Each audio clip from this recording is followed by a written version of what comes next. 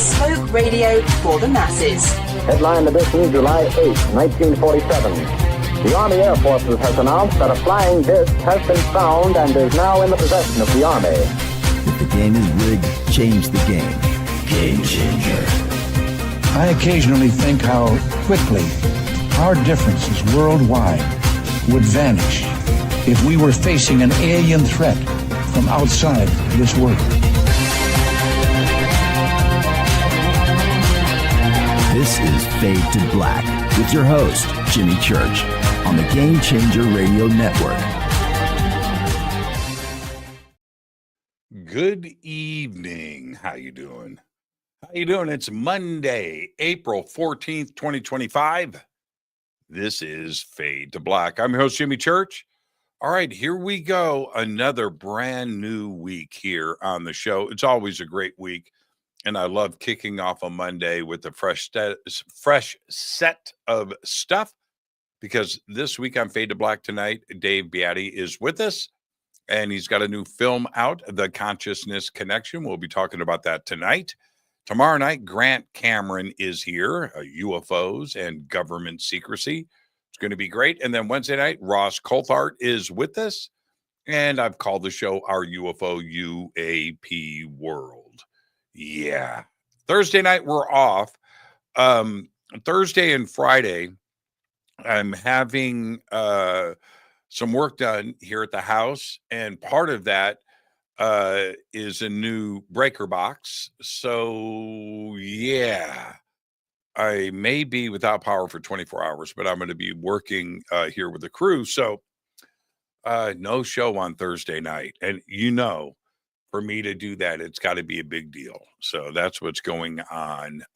And yeah. So I would like to say that technically I'm taking a day off, technically, but I will be working. I do have 4 major events coming up, starting not this week, but next week, the Contact Modalities XPO. That is May 2nd, 3rd, and 4th, 2025 in Delavan, Wisconsin, at Delavan Lake at the resort. Tickets and info are available below, and just click that link, and I'll see everybody right there in the Midwest. Then I come back here to Southern California, which is just shortly after that, for Contact in the Desert, May 29th through June 2nd, right here in Palm Springs, California. And then I head south to Peru with Brian Forrester for the Inca Celebration of the Sun. And that is June 17th through the 27th, 2025. Links are below. This tour sold out, but we do have a second tour coming up in November. Links for that are below, Hidden Inca Tours. And then I come back from that and I head to the East Coast for the Psy Games. That's right, the Psychic Olympics, August 1st through the 3rd, 2025 in Charlottesville, Virginia. The exciting news, finally, I get to be a game show host. I've been wanting to do that.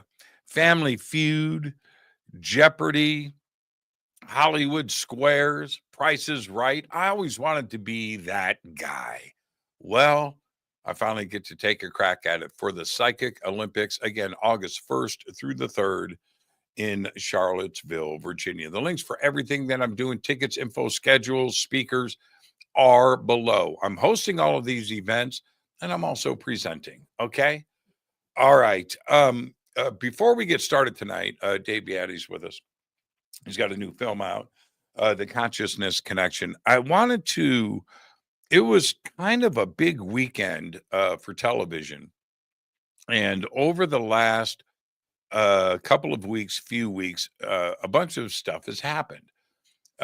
For me, one of the big deals, and tonight we're talking about consciousness, on Friday, I don't know if you know this, the 7th season 7 of Black Mirror premiered, 6 episodes Friday night. And Friday I worked, and I had a bunch of stuff I was doing. I got home and settled in, had some dinner, early evening, 6-7 o'clock.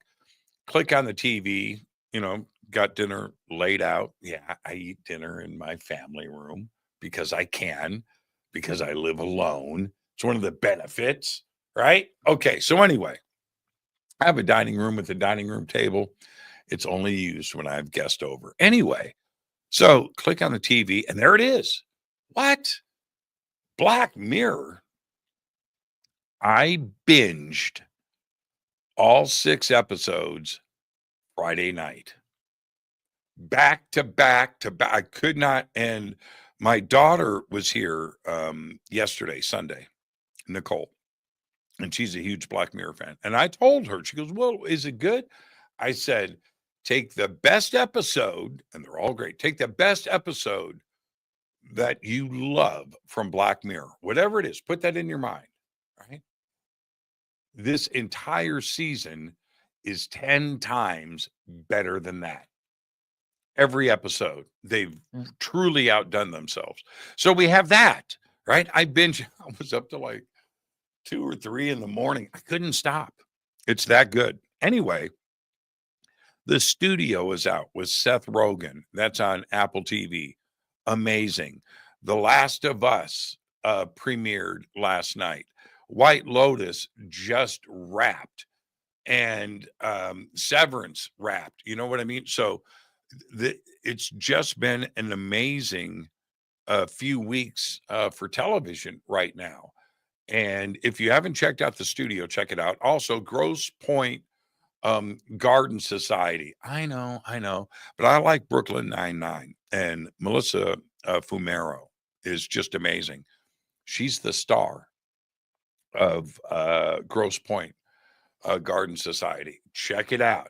It's really, really good. All right. So I just wanted to, all of these shows deal with consciousness in one form or another. And I like that. And as you know, I discuss consciousness every night on this show. It is one of the things that brings us all together. We are all thinking about that and wondering about it. What is it? Where is it? How is it? All of those things, right? Well, Dave's new film is called The Consciousness Connection. All right. So I'm going to go straight to it because Dave has the ability to explore whatever he wants to.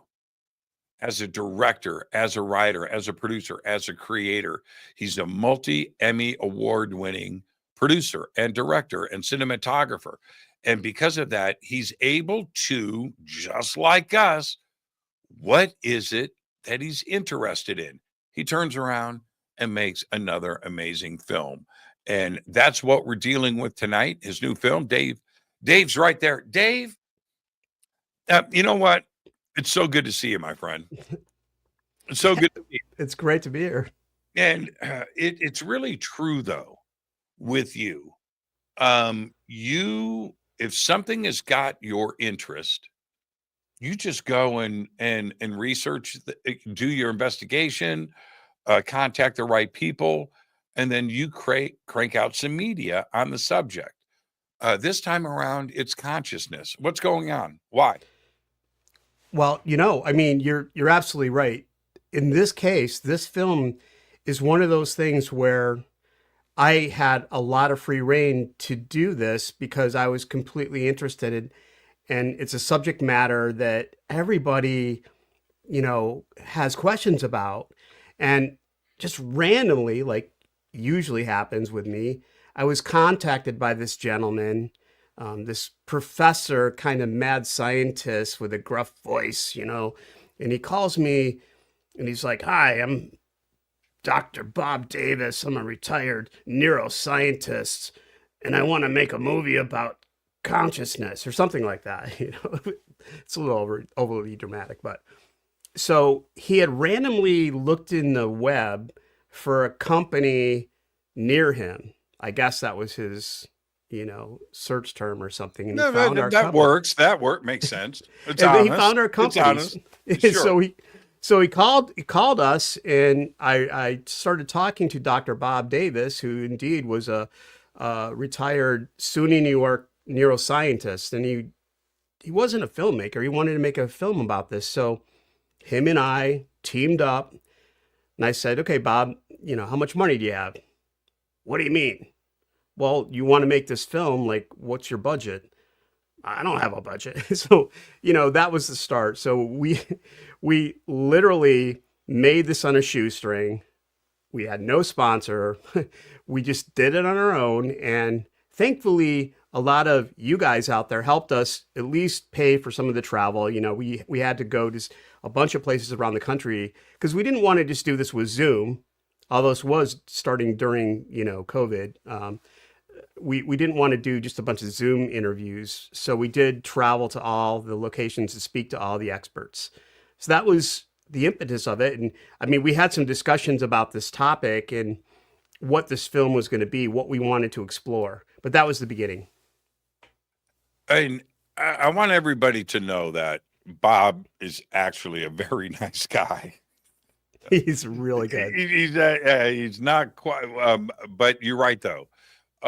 He can be very direct, but he's also very passionate and a really, really nice guy, and also very educated, very cool guy. But the idea of consciousness is, I think everybody has their own definition. I truly do. When we look at the people that think about consciousness or that are drawn to this community, right? It may not be consciousness directly, it's something else, but it's also a very personal reason why they are here. And I think that one of the underlying factors in that is consciousness. And it's something that this film is called The Consciousness Connection, but it's something that connects us all together. And you would think that something that fundamental would have a pretty easy definition, and that's something that we would all understand. And that's clearly not the case, is it?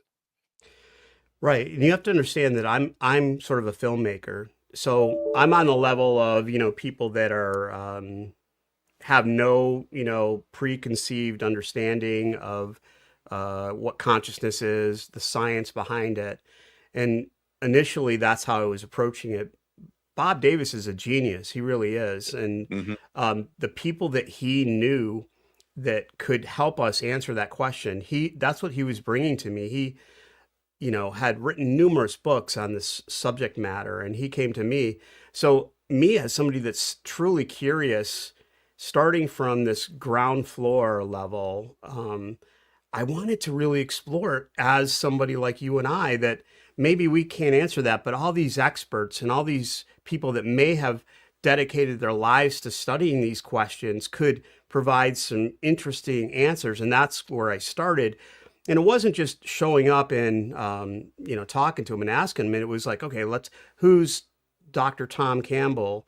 And really looking at his work, who's Dr. Bruce Grayson, and reading his books and preparing myself so that when we did go to these experts, we could ask intelligent questions and try to find out and put it together in a way that when I do these films, I'm doing it for me. I want to answer these questions that I have. I want to understand it. And then once I start unraveling this material, I want to present it to other people in a way that's easy to understand for someone that may have no understanding of it all.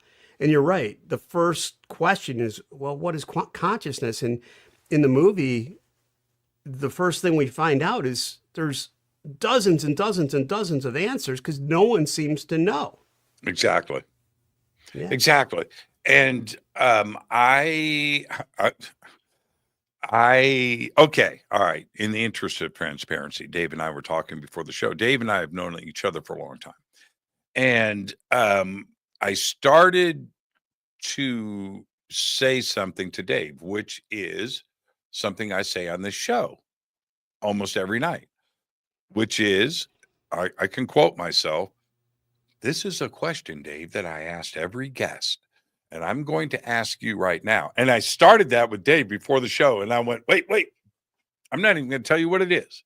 I'm going to hit you with it during the show. And that's where we are right now, because you bring up the biggest point. The question that I ask every guest is, what is consciousness?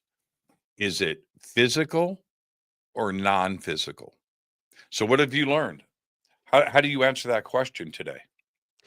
Well, the way that I would start is by saying that the answer that most people would have that you're going to get from everybody is going to be subjective. First of all, because material science does not have an answer. So it's a subjective idea based on what we learn. And one of the, I mean, I guess if you ask me what my opinion is coming out of all of this material, is that, you know, and maybe I had this before we started, but I believe that consciousness is fundamental, first of all. And what do I mean by fundamental? I believe that consciousness exists outside of physical matter reality, so that consciousness is the primary force that actually creates physical matter reality, including our brain, and that our brain is a filter that receives consciousness and filters it into our senses so that we can exist and survive in this physical matter reality. Now, I don't know whether, you know, I'm pretty sure that we've had some hand in creating this physical matter reality that we exist in and live in and live our lives in. But I believe that consciousness exists in some higher order dimension, and that us, me, you, I, what we call ourselves and our personalities, is foundational and does not die when we die. So in other words, our consciousness survives bodily death. That's something that I wanted this film to explore and to help people to understand as they move through this material. And it is sort of a history lesson in some ways, but one of the primary things that I wanted people to understand, and on their own really, just by listening to material, is to say, you know what, I believe that consciousness is fundamental, it's foundational, it's the core essence in its physical material reality that is a product of consciousness. You know what's interesting? That is nearly a perfect answer. And I like that. But the science side of that spin is pretty close to what you just suggested. Brian Greene, in his latest book, Until the End of Time, says at the end of the book, when he explores the beginning of time all the way to the end of everything, right? Until the end of time. And this is what he says. He says, thousands of trillions of years in the future, right? When particles break apart, you know, and all the fundamental things are dissolving, right? And everything is done. Right? He said the only thing that will be left when space is full of blackness, there's no more energy, no more light, no more nothing. The only thing left will be clouds of thinking thought. Now, break that down for a second. He's saying that information, thought, thinking will continue. All right. Now, is that an educated physicist talking about consciousness without saying the C word? Right? Because he can't, right? They just won't do it. But isn't that a bizarre assessment coming from one of the smartest people in the world, right? That the last thing is going to be thinking. Isn't that crazy? And I think he's trying to say consciousness in his own way without saying consciousness. It's truly interesting. And I think that material science, you know, and physicists, for instance, also neuroscientists are trying to understand what consciousness is. And there's a lot of perspective from certain physicists. One of the people that we interviewed extensively is Dr. Tom Campbell. So he appears in the film over and over and over, and he's a proponent of what he calls people call the simulation hypothesis. And he says that he has basically created a framework within physics in math that explains this higher order of dimension that he says can explain it all. It's just that modern physics has not caught up with it yet. But Tom says he's got it all right there. If anyone wants to come and talk to him, he's figured it all out. So there are these like very advanced physicists that are thinking about it. Like, your gent there isn't admitting it, but a guy like Tom Campbell, he's, presented this whole theory of how science can explain this. And he and many other scientists say that what's needed is sort of a new paradigm, a new post-materialist paradigm that begins to look at this in a different way, putting, consciousness before physical matter could possibly begin to help unravel some of the mysteries that have been unexplained, especially here on Earth with people that have experienced these anomalous events. In the majority of our film, that's what it's exploring. It's not just asking this question about what consciousness is, for instance.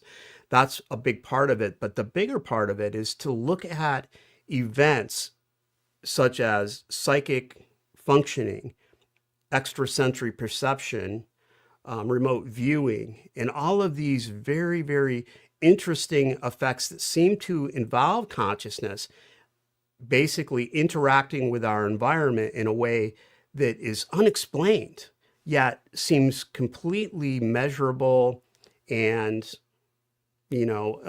evidence that maybe this is, happening. So it's very interesting. I'm fascinated with the idea when it comes to consciousness that, yes, we have right now, I have this, right? Okay.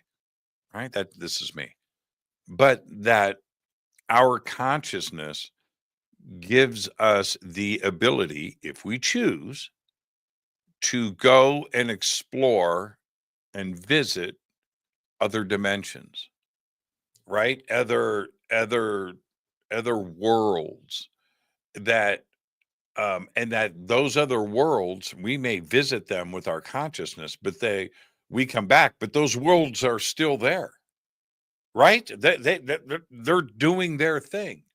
And that's the exciting part for me about consciousness, is that it opens up the ideas that help prove and support what science is telling us. Multiverse, extra dimensions, parallel worlds, quantum worlds, and entanglement, and all of these ideas that science is presenting to us. Consciousness gives us not only those answers, but the ability to go and explore what science is trying to teach us.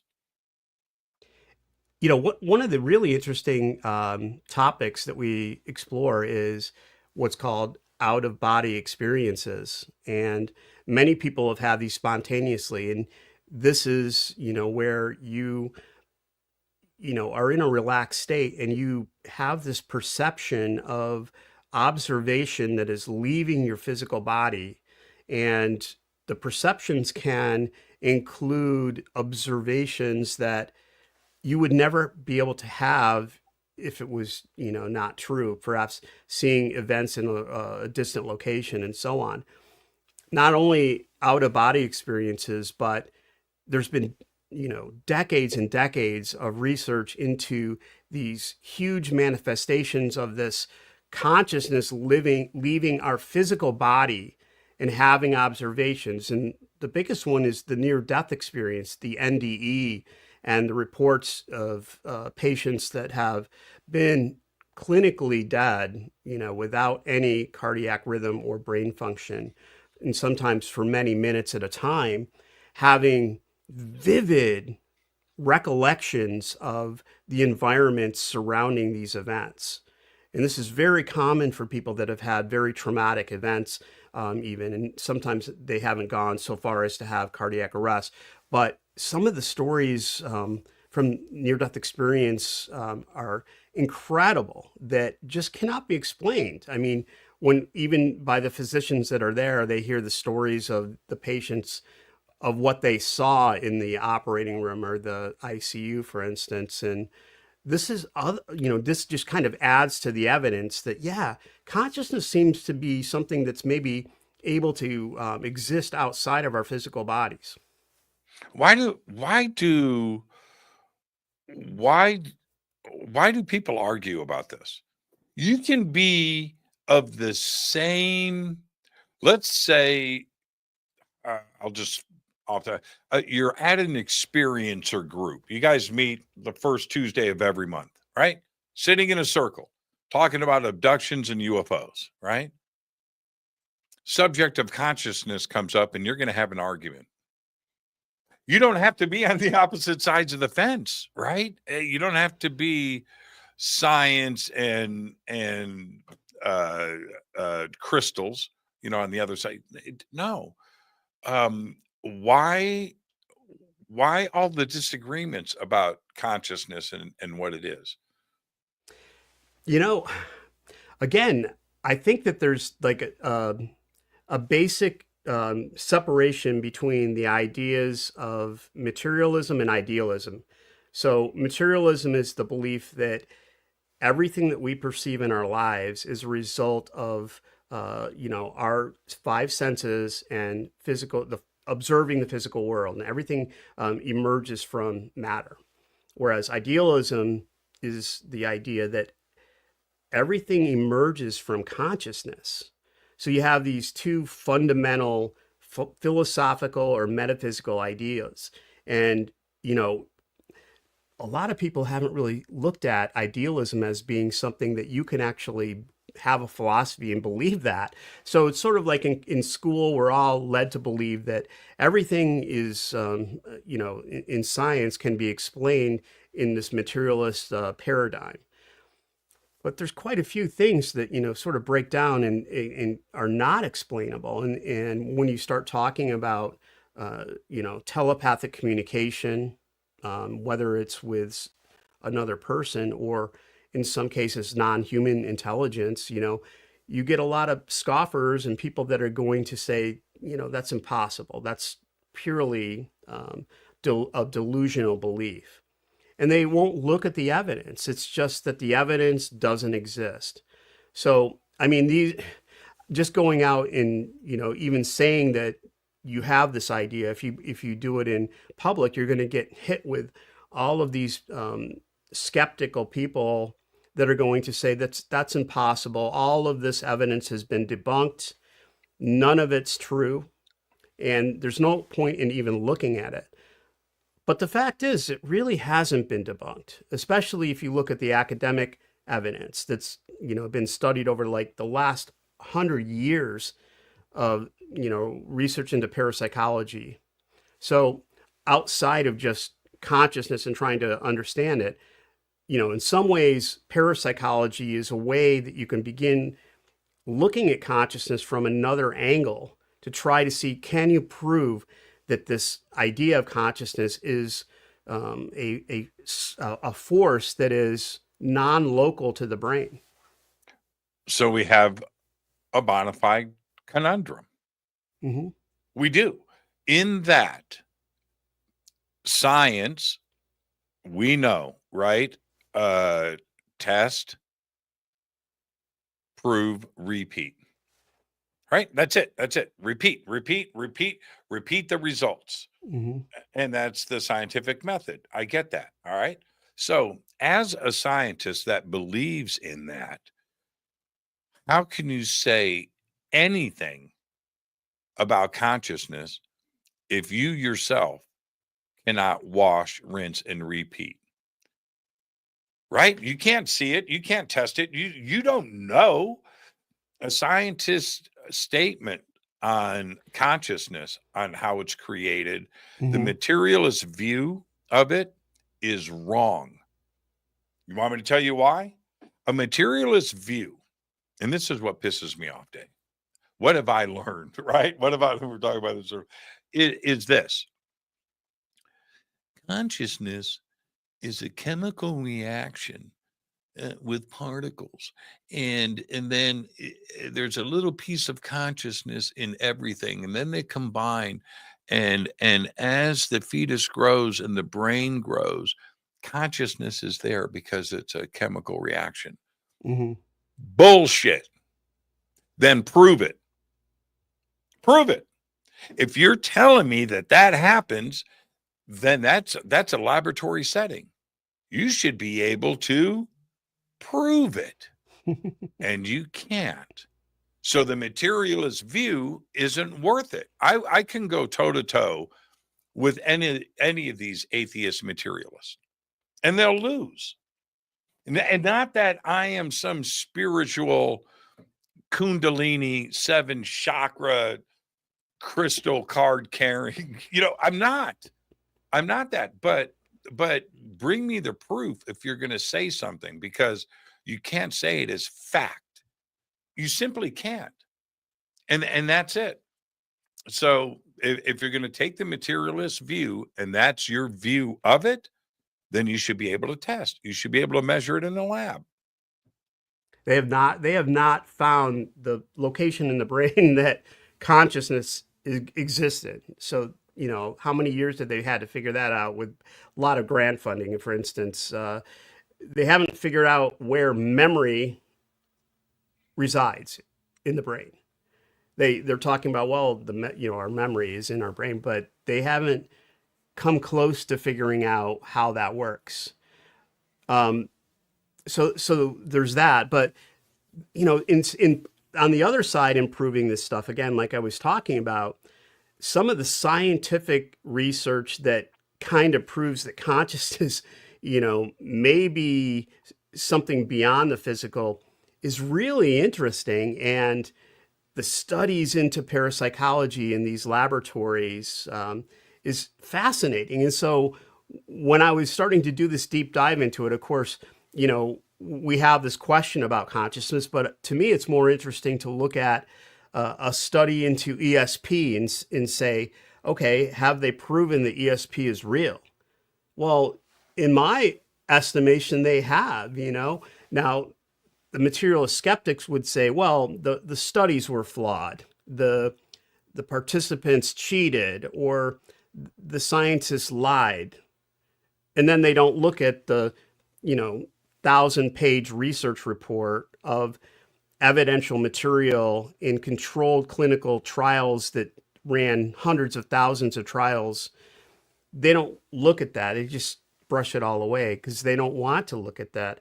I mean, that's kind of the takeaway that I got as a filmmaker. They're scared. That's why.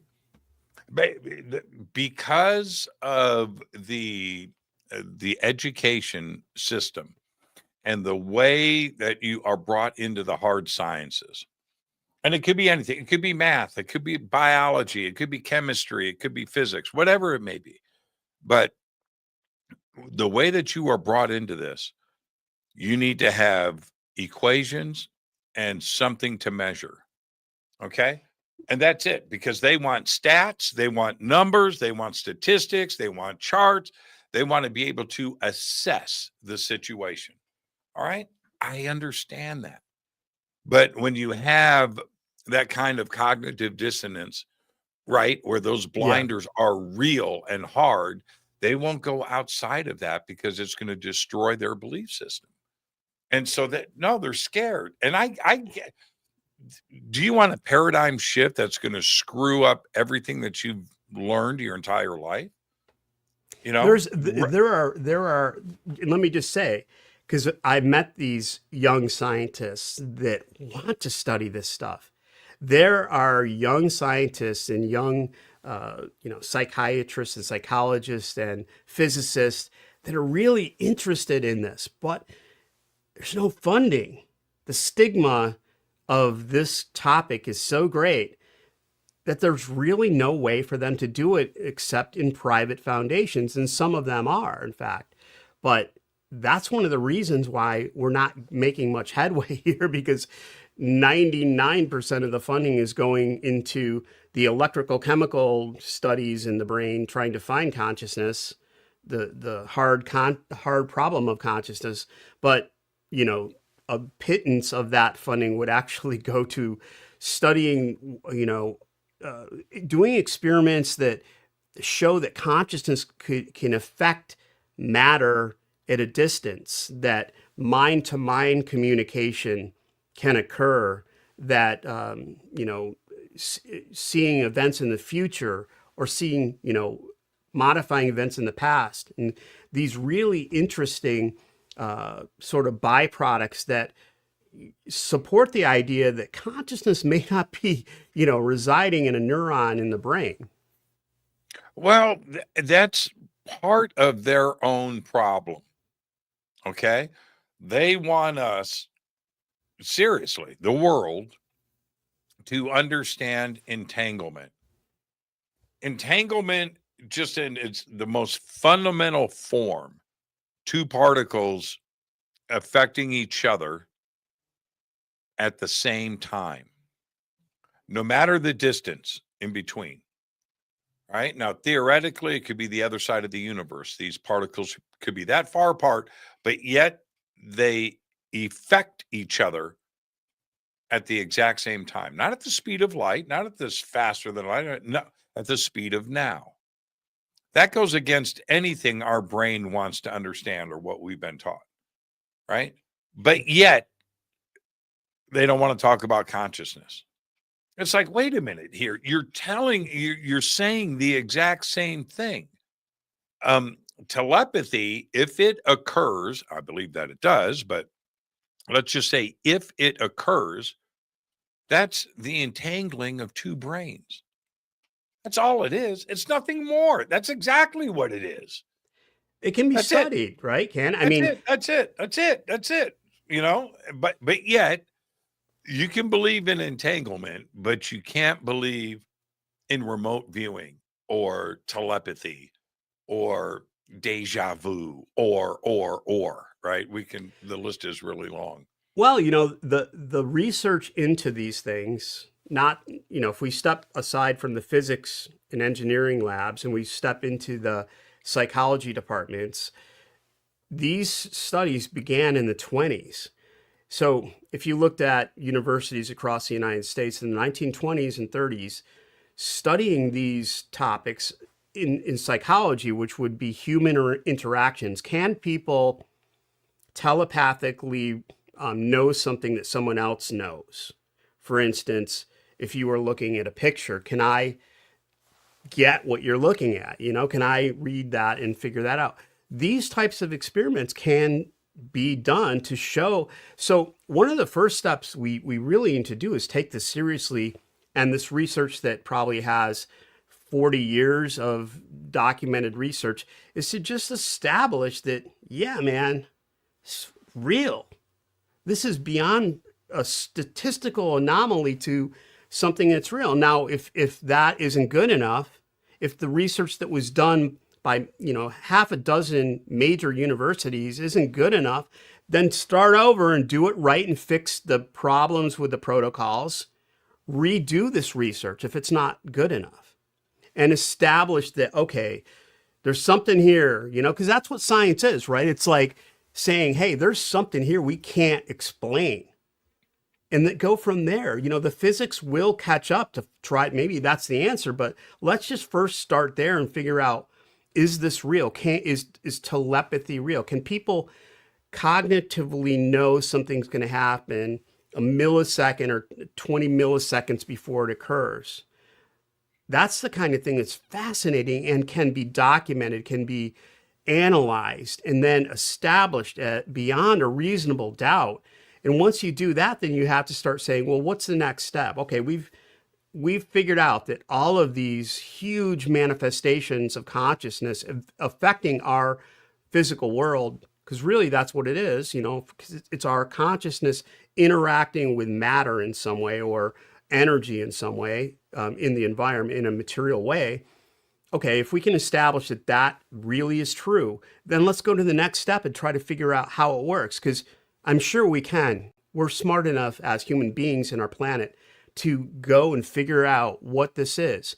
If that means that it has to be a new physics that establishes consciousness as this fundamental primary force that is somehow outside of our three-dimensional physical matter reality, then so be it. And again, that's way beyond my pay grade, but I think that just the logic in it to me is so interesting to look at this study of consciousness interacting with our environment, just being rejected wholeheartedly by the academic community today. I mean, not everybody, but I'm just saying that it probably was around the 70s or 80s where all of these programs were just defunded slowly by the materialist sector, mostly within the psychology departments, but in some cases like the Princeton Engineering Anomaly Research Center, again, they just lost their funding, and so it just went away. And in some cases, these were funded by foundations and angel funders and grants, people that were really interested in this, that donated their money to help advance this research. So for me, I mean, I think you geek out on the physics side of it and so on. I'm sort of geek out on the this like really interesting parapsychology stuff. Well, but we've all had I geek out on both. Okay. I will say this once again, live on the air. I need the science to keep me sane because I am fully woo. I'm full woo, man. I'm full woo.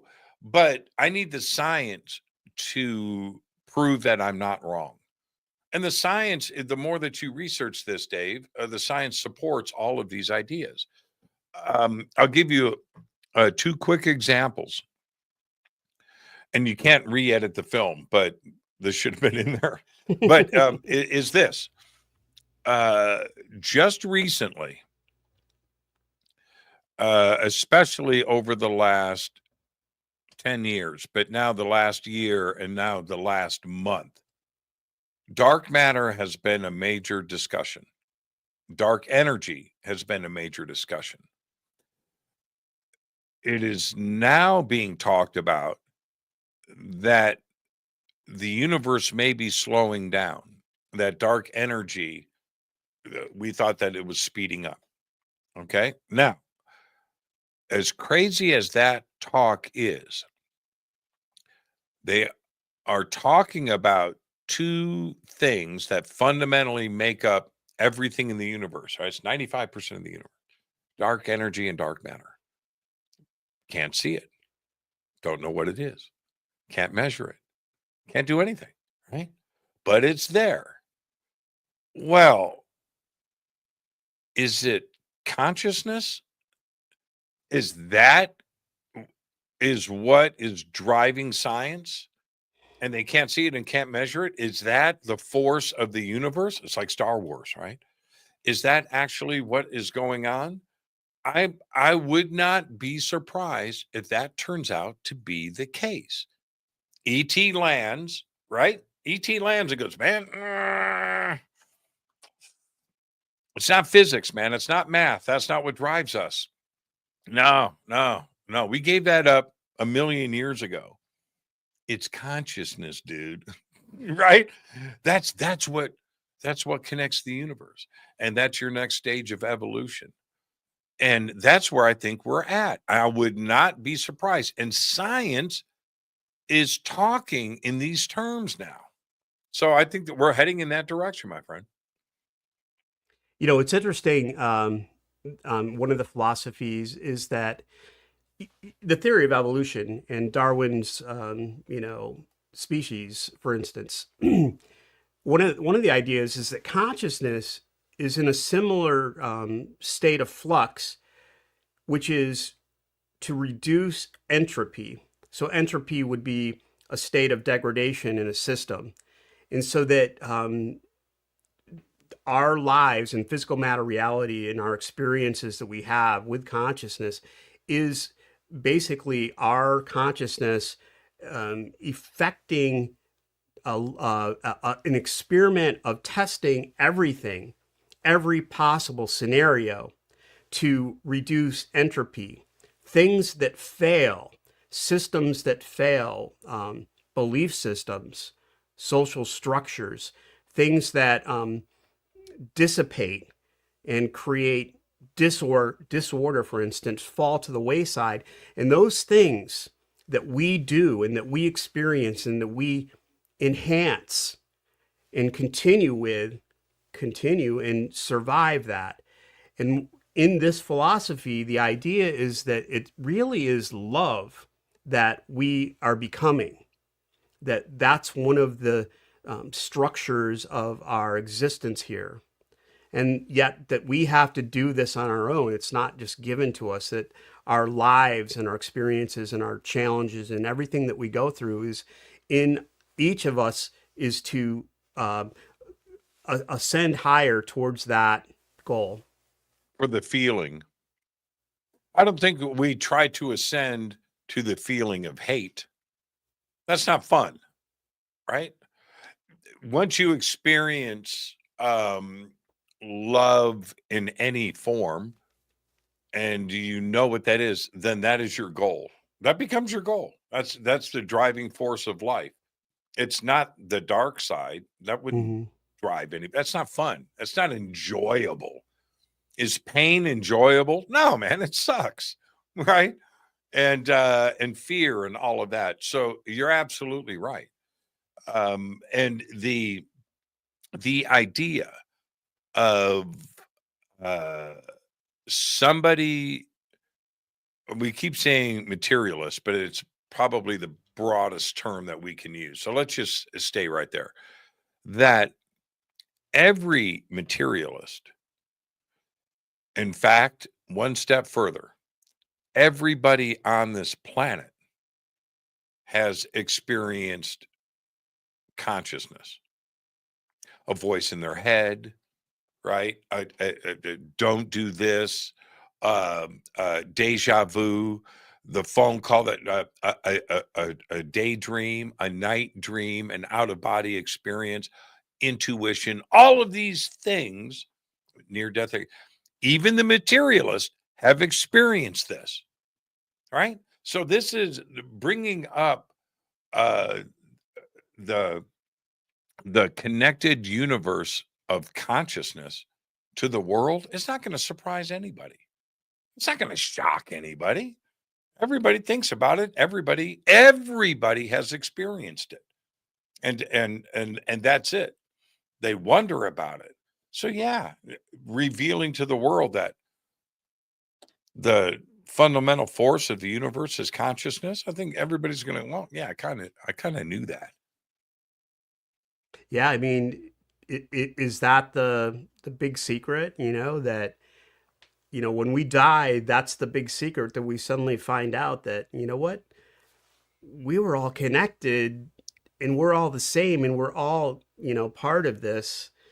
And we just didn't realize it while we were here, because all of that was taken away and with blinders, so that we would have free will to go forth and experience this without that understanding and without that knowledge.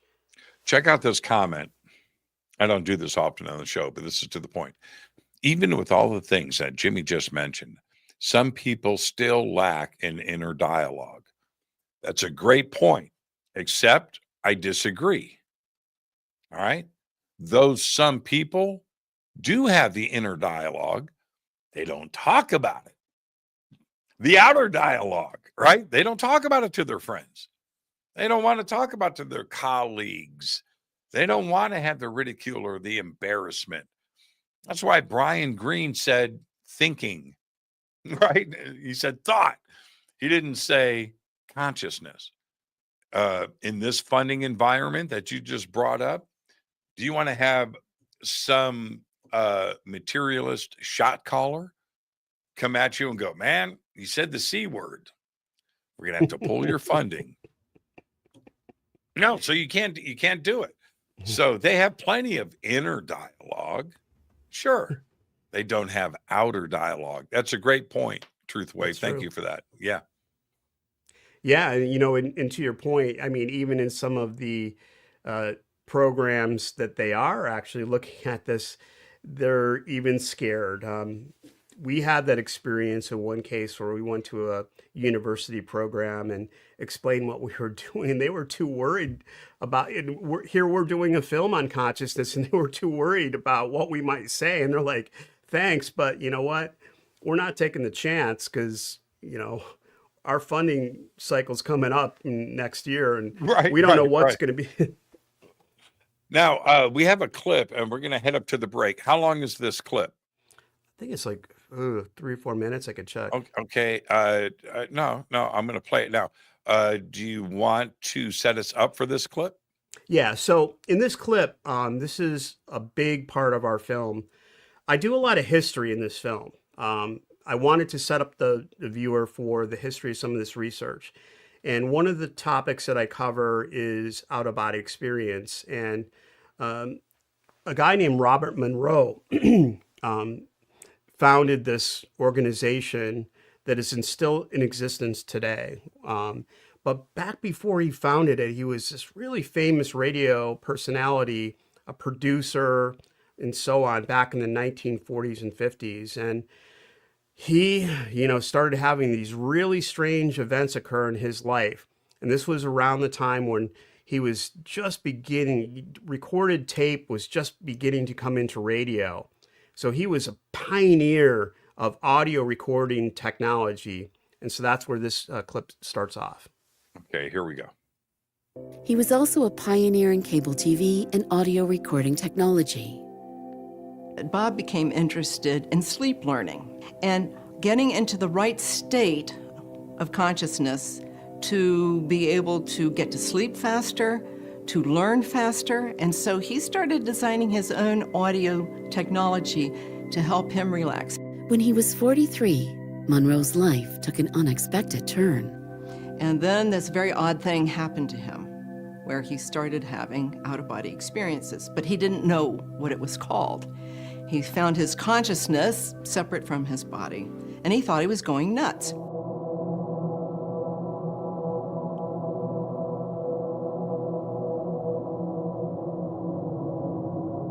These curious episodes grew more intense. Then, the most astonishing thing happened. He found himself floating near the ceiling of his bedroom. I looked around, and sure enough, down there in the bed below me was my wife lying in bed, and beside her was a man in bed. And I says, "What kind of dream is this? This is a strange dream. Whom would I think of who would be in bed with my wife?" And I said, "I can't resist finding out." So I moved a little closer, and then this great shock came over me because the person in bed with my wife was me. And then the fright came, the terror. What am I doing? Am I dying? Let me get back quick, something. So I went through the air like this, swimming through the air to get back to the body. Bang, got back in the body. Isn't that great? Who's in bed with my wife? Yeah, I mean, that's the first thing I would think of. I love an honest answer. What does that, it kind of plays off a little bit what I said earlier, that the intriguing part about consciousness is the access to another reality or another dimension. And that's exactly what Robert is talking about here, isn't it? Yeah, that's right. I mean, for him, this was like the first or second time this occurred. It wasn't something that was his whole life. So it was just out of the blue, and he was like 50 years old. He thought he was going nuts. He went to doctors. He went to, psychiatrists. He asked all of them, what's wrong with me? What pill can you give me, for instance? And they all told him there's nothing wrong with you. And he's like, well, how am I going to figure out what? And they're like, well, if you want to figure this out, you're going to have to figure it out on your own because we can't help you. And so that's what Robert Monroe did, essentially. From that day forward, he started, changing the course of his life to what what I would say would be the scientific pursuit of exploring this and trying to document this state of out of body experience. And eventually, it wasn't just him. He began to expand this and build laboratories so that people on the outside he could bring in. And he began using sound technology to record these events. And he was trying to figure out how somebody could get into the conscious altered state that would basically solicit an out-of-body experience. And so that was his life's work. And the Monroe Institute is still in existence today. Luckily enough, we're actually headed there this week to screen this film with them. A big portion of it tells this history of their founders. So it's a huge honor for us, and just to tell his story. Yeah, I'm going to be out there for the Psy Games and hosting that event, and just to be around so many people that are not only exploring the science of this side of it, but also exercising and practicing, right? And one of the things that they talk about, and it's over and over again on this show, Dave, as you can imagine, we all have this ability. You just have to practice, and understand it and go and do it. When we come back after the break, we're going to take a break. I also want to talk about some of the other applications that are in use here with the Monroe Institute, like, for instance, remote viewing, which I think an astral projection and astral out-of-body experiences, in my opinion, these are purely consciousness driven.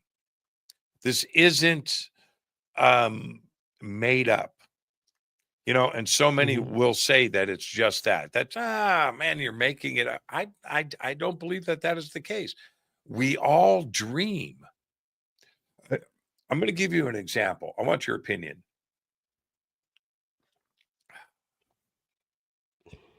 I dreamt, and it was complete, 6-hour dream. I wrote a book, my autobiography, okay, in my dream. Typed it, page 1, page 2, I was born, last page, the end, right? Okay, so I write the autobiography, but I write it all. In a 6-hour period, I reviewed my entire life, all of it. I woke up in the morning, now, remembering the whole thing. Now, how is it possible to see and experience writing an entire book in real time in 6 hours? Something that should take 6 months, right? Mm-hmm. That tells me that in the dream state, it's not a dream, it's not imagination. Right. You're going somewhere else where this actually occurred. Right. And time is not linear. That's right. I agree. I mean, I think that this idea of a place where there's no time is a very common experience in people that have out-of-body experiences or near-death experiences. It's something, in fact, in the literature of near-death experiences, the life review that seems to take place in these events where the entire review of one's life is done in a short period of time, obviously. Yeah. Yeah, I think that's the perfect example of it. I remember, then we'll head to a break. I woke up that morning thinking about that. Page after page after page after page after page, every event, everything. And thinking to myself, how is that possible? I just did it. So I know it's but what really happened here? Yeah, it's very perplexing. Let's take our break. Our guest tonight, Dave Batty, is with us. His new film is out, and where to see it and all of that will be next after the break. This is Fade to Black. I'm your host, Jimmy Church. Stay with us. We'll be right back.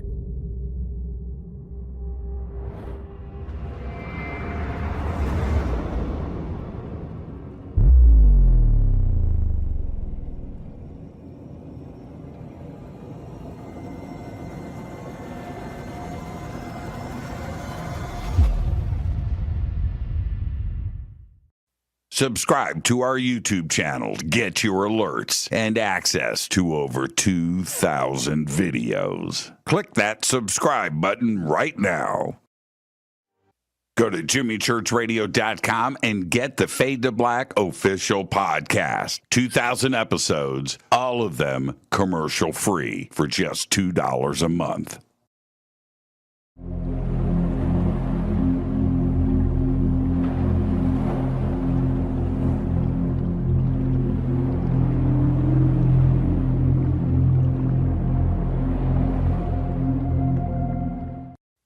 Watch Into the Vortex on Gaia TV. It's Fade to Black for the screen. Simple to do. Go to Gaia.com, search Jimmy Church, or click on the link below. Follow Fade to Black on Twitter at JChurchRadio. Get all of the show updates every single day. It's now called X, but who cares? How you doing? Jimmy Church here. Special announcement. Get your Fade to Black t-shirts. That's right. Help support the show. Help support everything that we do over here. We've got 2 t-shirts. We've got 2 ways to get them. Get your Fade to Black t-shirt today. Go Backley Tappy. Go to jimmychurchradio.com and become a Fadernaut. Get a membership. That's right. Everything is commercial free. You have access to downloads, and you get to call yourself a Fadernaut.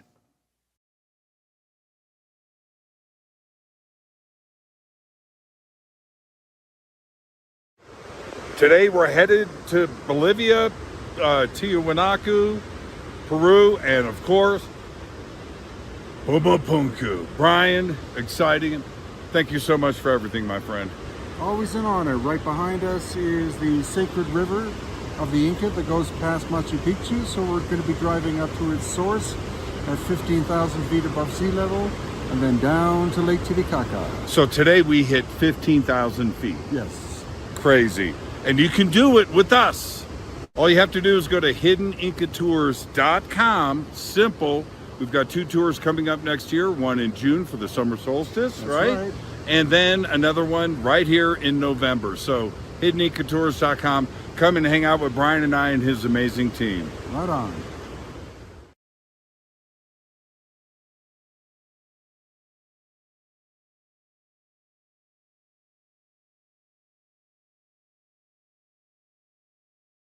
River Moon Coffee, makers of the Fade to Black blend. Truly the best coffee on planet Earth. Just visit rivermoonwellness.com or their Amazon store. It's all simple to do. You can check out the Fade to Black blend, the Game Changer blend, or any of their Black Moon Wellness products. It's the only coffee I drink.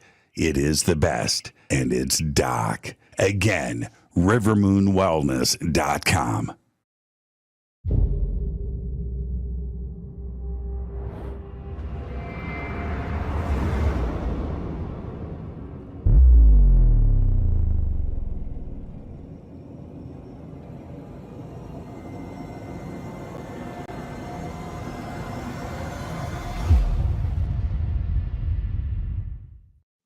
All right. Welcome back. Fade to Black. I am your host, Jimmy Church. Dave Beaty is with us tonight.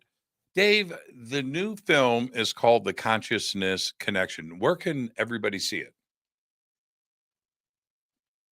Oh, sorry about that. That popped me in. The consciousness. Okay. Oh, hold on. Let me ask it again.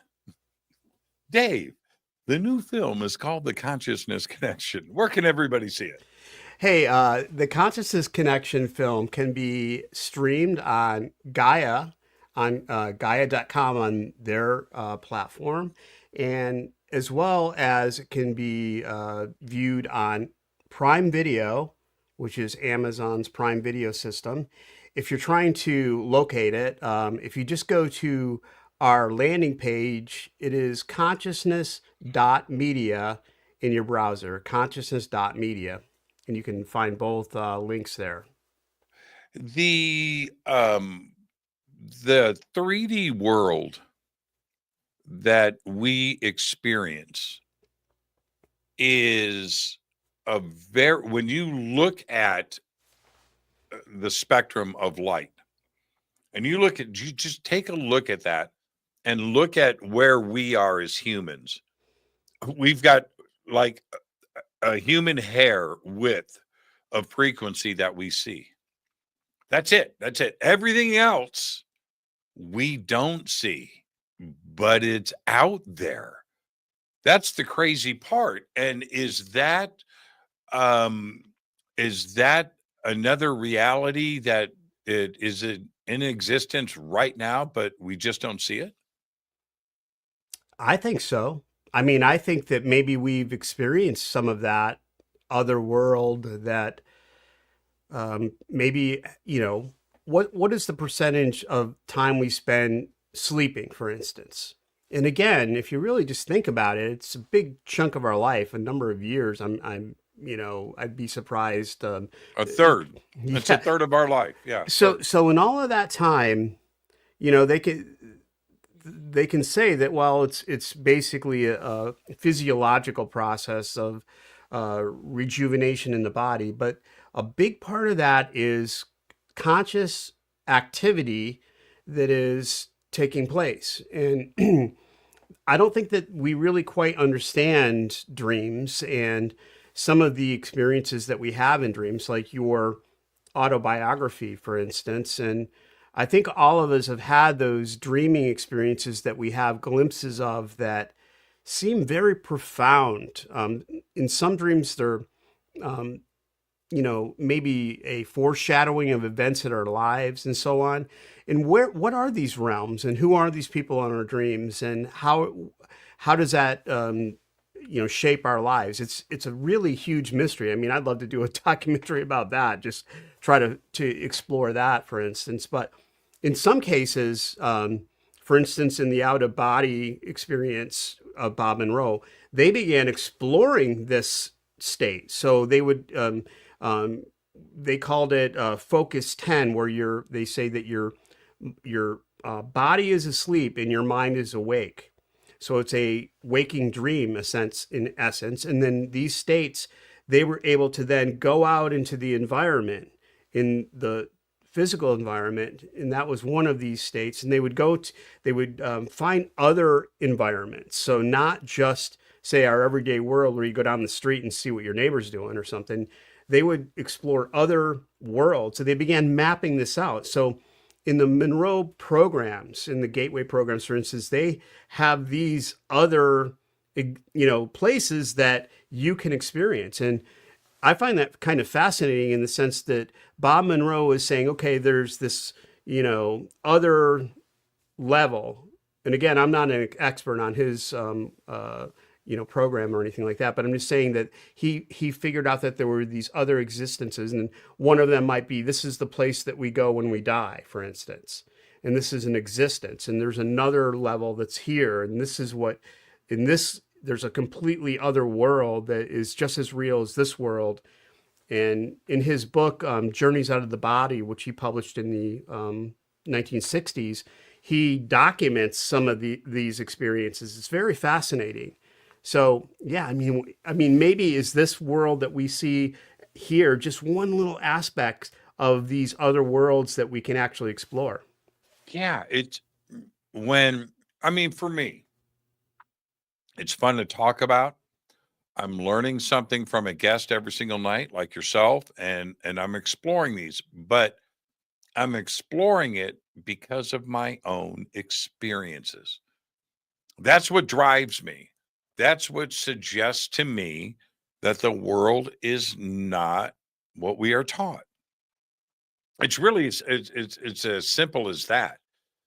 I'll give you an example. as crazy as this sounds, purely a consciousness driven experience. I was very young, crossing the street, summertime. This is in Chicago, in Waukegan. And I'm like 8 years old, 9 years old. I'm in fourth grade. And I'm going across the street to the school, to the playground to play with my friends in the summer. And I cross the street, Dave, and something catches my eye above me. It's not a UFO, by the way. Something catches my eye, and I look up, and it's the friggin' Hindenburg. Okay. And it's low. And I can see the ridges, the lines. I hear the motors. I can see people in the windows, and it going right over the house, right over the schoolyard. I went, wow. So I chase it. I run underneath it all the way across the playground, which is very big, until it disappeared over the trees. I was probably under it for 5 or 10 minutes. All right. End of experience. Fast forward to a couple of years ago, and I was sitting here doing some work, and that memory popped in my head. And I went, oh, yeah, that's right. Okay. What was it that was over Chicago in 1971? Right. And that would be easy to Google. So I do.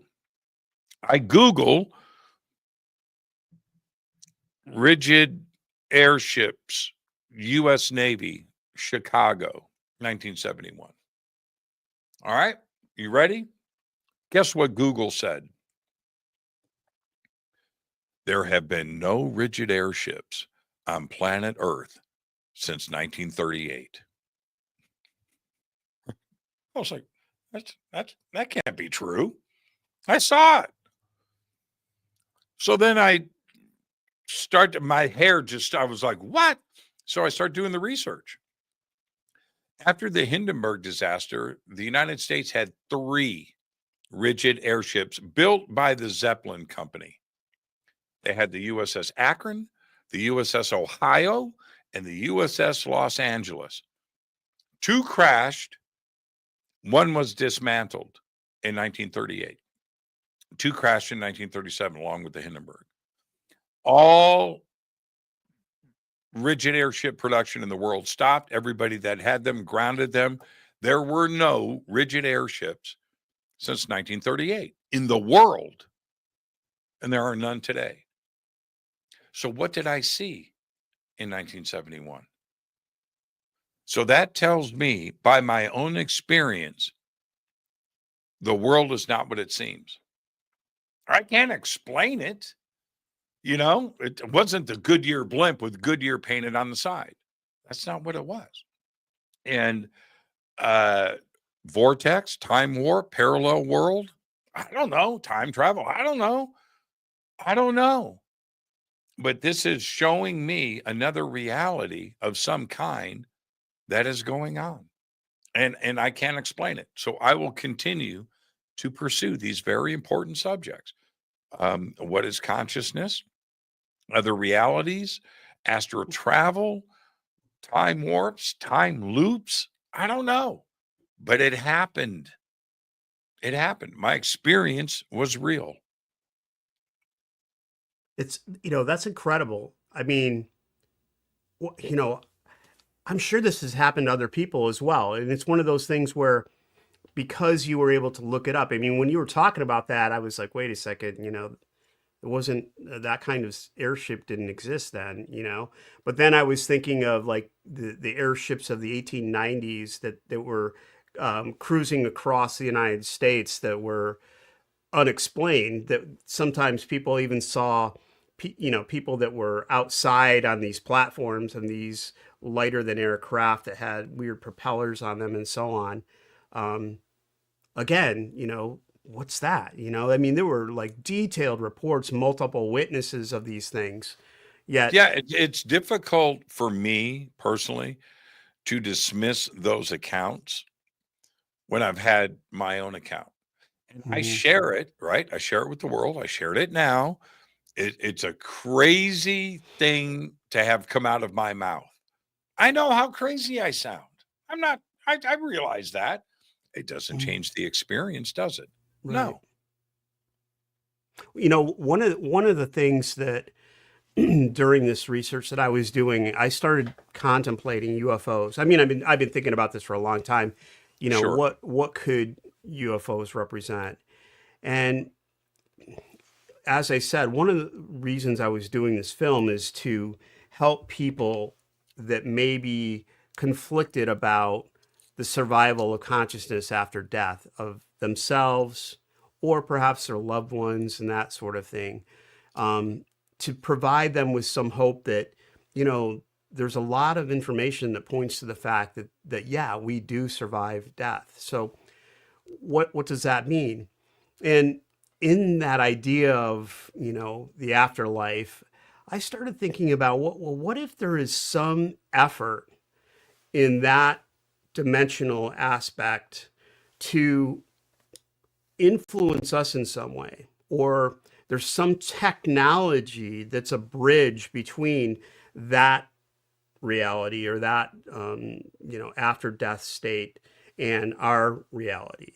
And that the UFO phenomenon in some cases is a technology that's coming through both space and time, because it may not be our time, it could be another time. So some of these experiences, and maybe it's just that only certain people experience it consciously, and other people that may be in the same area don't see it.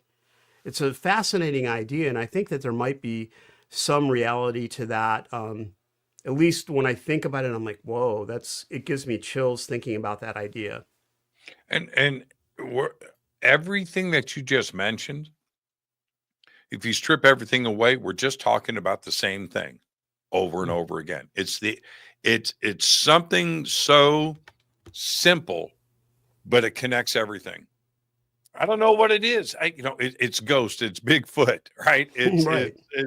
It's interdimensional beings, it's ships in the sky, it's the Hindenburg or whatever I saw fly over my head. It's all the same thing.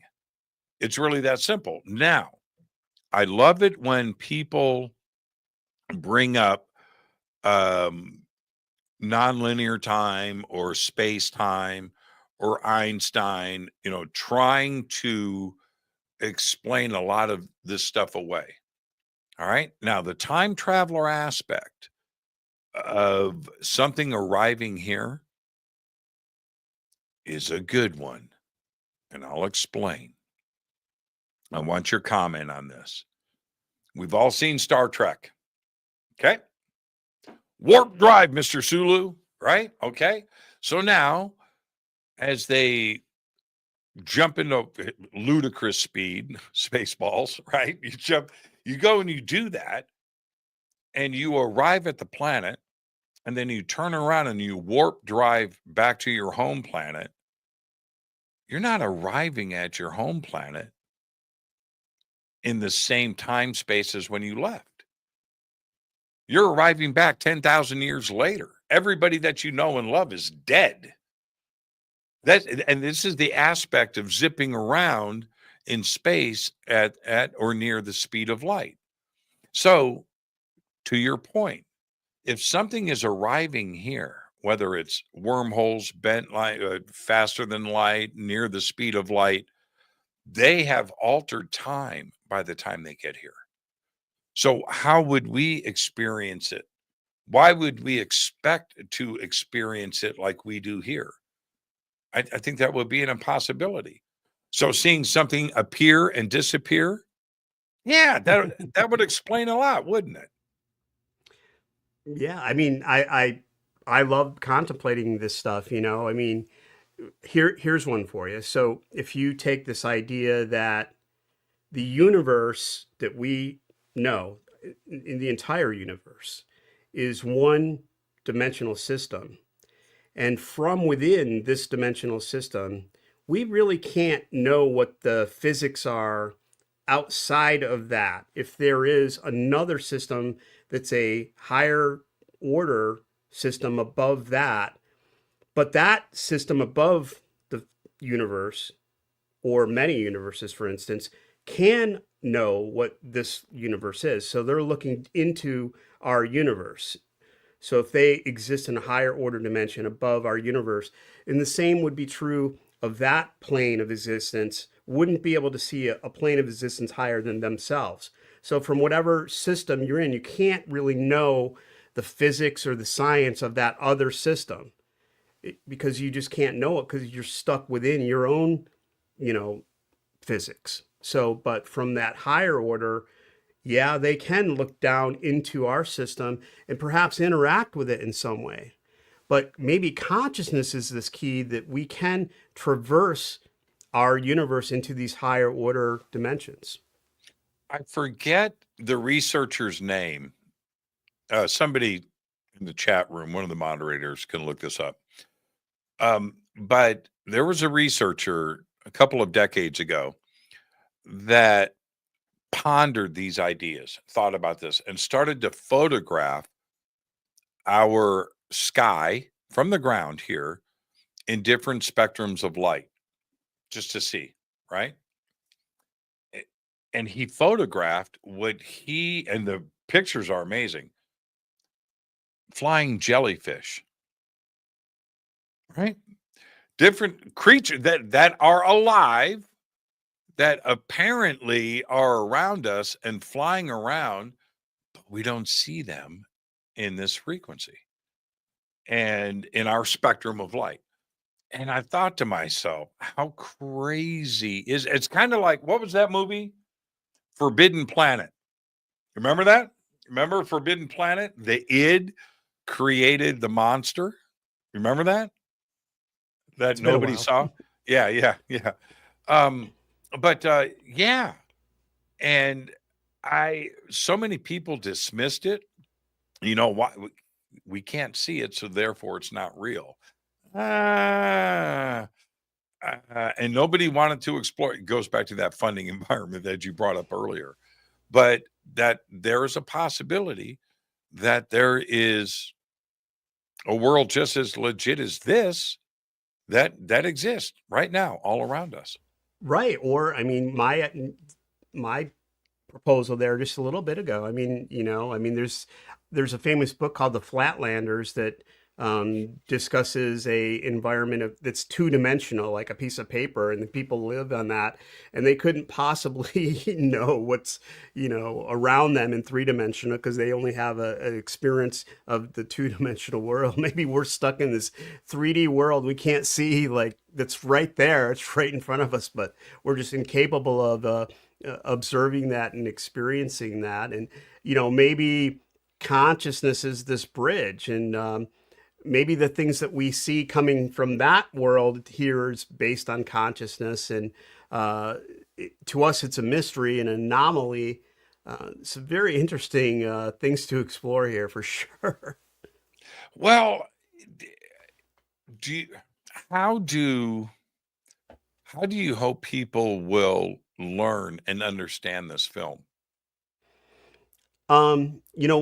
Really what we were trying to do is we call it foundations because we wanted to provide a bedrock for people to sort of understand the debate. First of all, why is there a debate, and what are some of the academic viewpoints? Pretty much everybody that we have in the film is a PhD or specialist in their field, either a neurologist, a psychiatrist. We have lots of MDs and research scientists and so on in the film. Some are actively conducting research into this topic area. So we wanted to sort of use that as a bedrock. We're not just talking to mystics, for instance, or religious scholars. We're more looking at the academic aspect of it. So then we go in and we tell this history of where this academic research has arrived at today. And we're building on this thesis that we really do need to have a new science that embraces the subjective area of consciousness and doesn't just ignore it and pretend it doesn't exist, but embraces it, so that perhaps that would be a way to come to a new science, a new paradigm shift in understanding. So the film, in an hour and a half, takes this material and condenses it down in a way that I think that everyone can understand. And you come away with a very uplifting message in the end. That is, that our consciousness is fundamental. Nothing can destroy our consciousness. When we die, our consciousness continues because it is indestructible and it is eternal. And that's what we hope to leave the viewer with. When does, this is such a deeply existential and philosophical mindset where I'm going with this, but at what point does an individual consciousness enter us? When does that happen? The other question is, how does that happen, and why does that happen? Again, deeply philosophical. I have no idea there, but at what point sperm hits the egg? Is that the moment, or is it in the sperm? Is it in the egg? Is it in both already? Is it part of the mother and father and all of the cells and everything? At what point does that individual self, and by the way, people will say, combine this into the question, that the soul is separate from consciousness. I don't agree with that. I think it's the same thing. That's my take. Yeah. Yeah, it's one and the same. The soul is not separate from consciousness. I think it's the same thing. Yeah, so my philosophy is sort of a personal one based on my own reading and experience in my life. And it's not a doctrine that I've learned from anybody else. It's just sort of my own ideals. And at a young age, I came upon this material that suggested that our soul is basically what the term gestalt is the word that's used for this, meaning one of many. Pretty much that's the definition of a gestalt. And our soul is a energetic consciousness that actually is involved in many focused personalities. So a personality might be you and me and everybody else. And it could be me in many time frames. So perhaps not just 2025, but 1825 and 1025 and so on. In that the soul or oversoul would be involved in this structure, this gestalt structure that is projected into multiple time frames and multiple personalities that are each individually existing in a human life or a time construct in 3D physical reality, whereas the consciousness or soul is existing outside of this 3D time continuum. So in essence, that structure, is eternal and has many, many aspects and many personalities and so on. So, that's kind of where I start with my own philosophy about why we're here, who we are, how are we chosen, or how do we choose to be born? It could be that in our continuum of learning and the things that we need in our lives, maybe we had one experience in one life that we want to come together with the same group or in the same geographic location. So we could then decide with other personalities or focused personalities to be incarnated at that time and place. And talk about the complexities of these events actually being born into a human, it could be that the mother and the baby have had an agreement before the baby's born, before the baby's even incarnated in another dimensional state, and that I was explaining. So again, these are things that I've learned, and it's not just something I came up with on my own. It's through my reading and so on. It can't be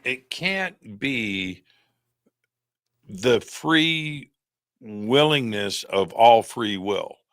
It can't be that. There has to be, I hate to say determined. I don't want to go there. I don't. But something has to make those decisions. There has to be a board of directors somewhere. It can't be willy-nilly. Souls and consciousness just flying around the universe doing whatever they want. That's entropy, right? That's entropy. But how is that determined? Okay, this next round,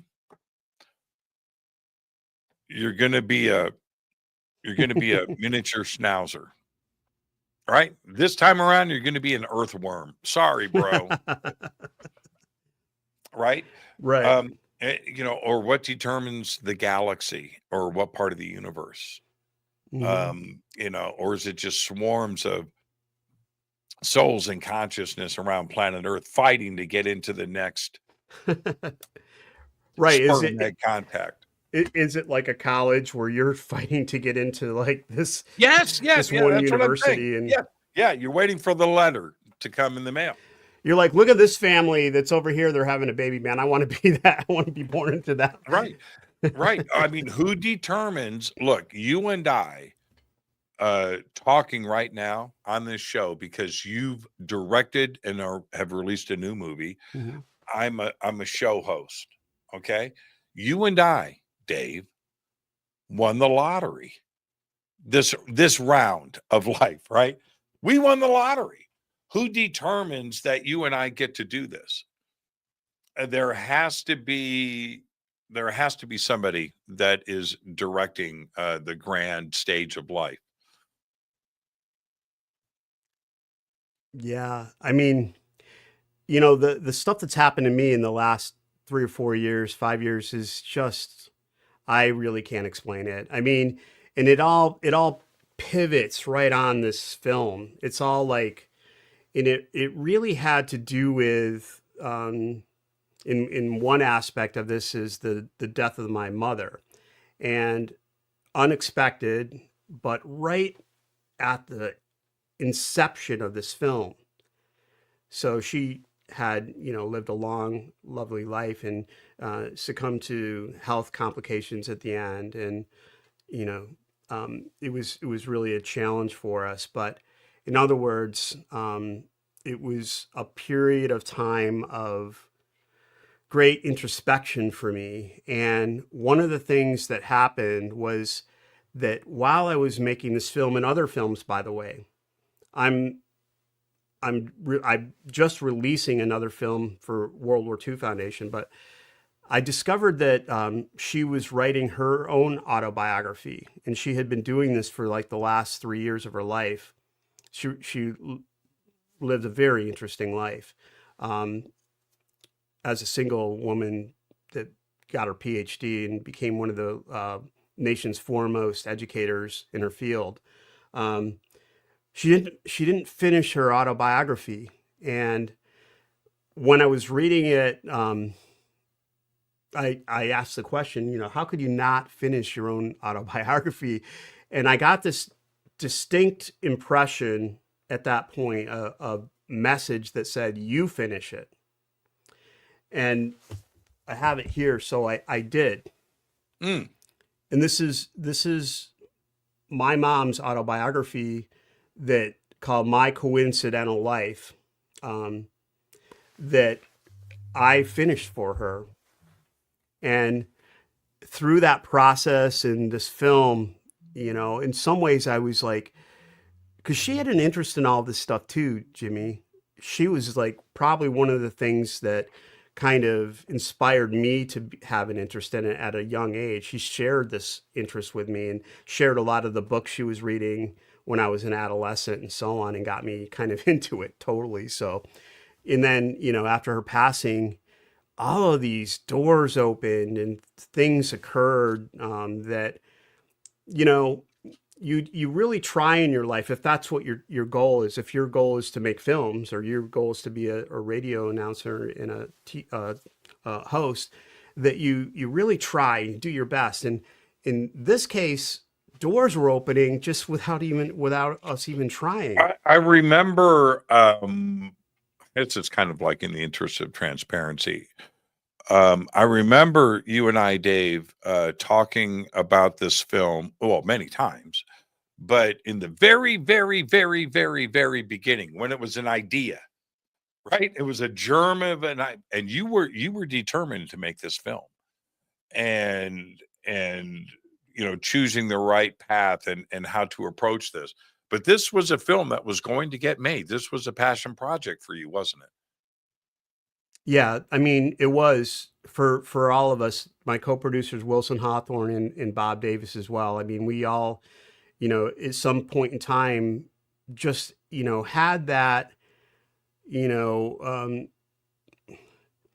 I guess intention is something that is very powerful when you have emotion and strong belief behind it. That when you have those things in action, belief, intention, emotion, those things can become very powerful forces for manifesting events in your life that you may not even be aware of. Yeah, and it's not coincidence. So how many people dismiss that as coincidence? I mean, that's what they call it. You might Right. say that, like in my mom's book, she said a coincidence is a miracle of God where he wants to be anonymous. Well said. Well said. Well said. Well, I remember. Okay. Well, this is a coincidence. You and I were talking on the phone, and we're talking about Bob Davis. And I remember I was sitting on my front patio, and you and I were, and I went, wait, you're going to laugh. I was like, wait, Bob Davis. Oh, yeah. And Bob had reached out to me about this subject like 6 months prior. And he wanted to, Bob was passionate, and he wanted to get this subject out. By coincidence, you and Bob connected, unbeknownst to all of us. And then you and I are talking 6 months later about Bob and about this project. I just remember everything just like clicking. That's divine, isn't it?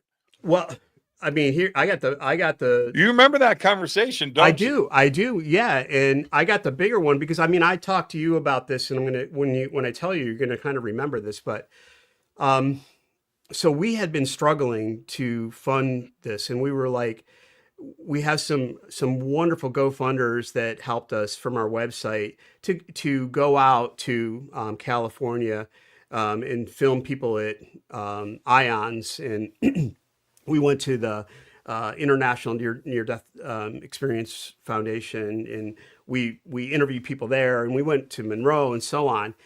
But we had this huge hill to climb with this film because we had all this material, and we're like, okay, I had a full-time job. Bob Davis doesn't edit films. Everyone had their own day jobs, and we couldn't really just dedicate the next 3 months to doing post-production on a film, which is what it really takes in most cases, the films that I do. So, or more. And we were like, how can we do this? It was around that time that we were contemplating that next step when all of a sudden we get this email out of the blue, and it was from one of the programming people at Gaia, and we didn't know who she was, and it was just random. And it was like, hi, Dr. Davis, this is so-and-so from Gaia. We're very interested in your film. We'd like to talk to you. And so we took that meeting, and we all met with Gaia, and we sort of left with our jaws hanging open because what they told us was that they heard about our film and that they were truly interested in supporting us, and that they were willing to help, support the post-production process that we were going through. So that door that opened without us asking, we had never gone to Gaia and said, hey, we have a film, like, let's have a meeting, we're going to pitch it to you. That didn't occur. They basically came to us, and not only that, they said, when can you have it to us? They didn't say, we want to see this rough cut and we're going to assign a producer to it, as you know often happens. We want control of your stuff. It was like, we want your film, almost like that they knew what it was already before it was completed. And Well, you know that they did. So as I grin, that's when I called you and I talked to you. I was like, hey, we don't know if that's something we should do, and you gave me support in that track that we followed. You know, this is the thing. I don't want to give away or talk about private things, but I'm just speaking to the audience. The film was getting talked about, and so I believed in it. And if I have the ability, and Dave, you know this, and so many do, if I have the ability to help somebody in the community and the family and that is trying to get stuff done for the right reasons, I will do just that. And I'm able to just step back and watch this garden grow, you know, and I love it. I love it. In a weird way, I am I'm like at the center of the wheel. You know what I mean? Here's the spokes, right? The spokes. And I'm at the and I'm able to just kind of observe all of the ebb and flow of different things. And it's a great place to view the community from. And I really dig it. And then all of this happened, man, it's probably been 3 years now. Yeah. It's been about 3 years. And here we are on the show. Film's done. It's in release, bro. How great is that? How great is that? and you know, this Friday we're having this really wonderful premiere with the Monroe people, which we're so looking forward to.